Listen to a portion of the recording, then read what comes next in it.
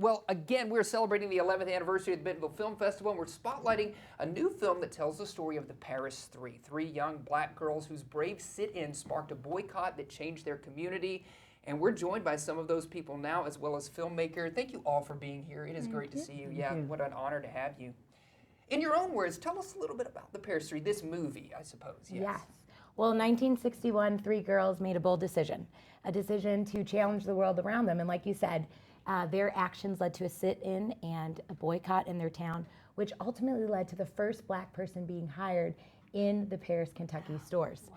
Really, truly amazing. And actually, this woman right here needs no introduction. I affectionately call her Granny. This is my grandmother. And I had the privilege of growing up hearing the story. But really, the story was untold for over 60 years. And it really was just such an honor to be able to capture it and for their truth to finally be heard. Yes. So two of the three are joining us today. Thank you both for being here. Thank you both. What do you hope people come away with after seeing this film? I hope that most people will come away with that there is hope. And there's always going to be hope if we continue to move onward and forward. We got a lot of work to do, but there's always hope behind that work. So let's get started and keep going forward. I love that. Yes. Mm-hmm. What inspired you all maybe to tell this story at this moment? Well, I think I didn't want to tell it at first, but once we got started, I think it gave us an opportunity to tell our side of the story because at the incident we weren't able to. Right. So, and it also is a healing process. I didn't realize, but we had a conversation this morning. It is a healing process. It's beginning to help us to understand some decisions that we made in life based on the incident. Right, yeah, that's very important. That healing. And every time we do it, it brings a little bit more, well, it brings a little more out of me. Yeah. Yeah. So that's the reason why I'm glad that we did it. Yeah, you're on a personal journey along with the rest of us. I love that. Absolutely. And how has it been partnering with the Bentonville Film Festival?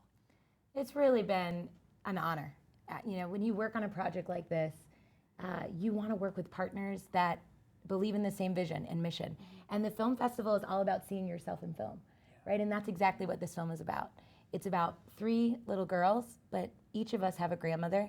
Each of us were young at some point. Mm-hmm. And thinking about how might I become the granny in my own story, right? Thinking about what are the actions that I'm doing today that can actually help my community or town to become better. Mm-hmm. So it's just a perfect matchup. We've just had such a great time. We hope everyone comes out, not just to see our film, but all of the amazing films that are here this week. Yes. So you've screened this at other locations, right? Mm-hmm. How has the reception been from the community maybe in those other places? I mean, I'd love for you guys to comment on it. The first screening we had, to Margaret's point, the healing, right? Mm-hmm. Everyone sees a little bit of themselves in the film, and the town had not talked about this for over 60 years. And that's when we said, if this one small town in Paris, Kentucky hadn't healed, how many towns across America still needed to, right? Yeah. But we have screened in LA and New York, and we just got back from Africa, where we screened the film for Her Royal Majesty of Nigeria and the First Lady of Cote d'Ivoire. Mm-hmm. How was that experience for you all? It was really exciting and it was amazing. Really, I tell you. The swimming pool was larger than 2 football fields. I fell in love with the children, the young ladies, and just the bonding of women doing great things. It was just really amazing. Yeah, that's great to hear. And there was the hope because there was a lot of young women. Yeah. That was amazing to see, young women that were there.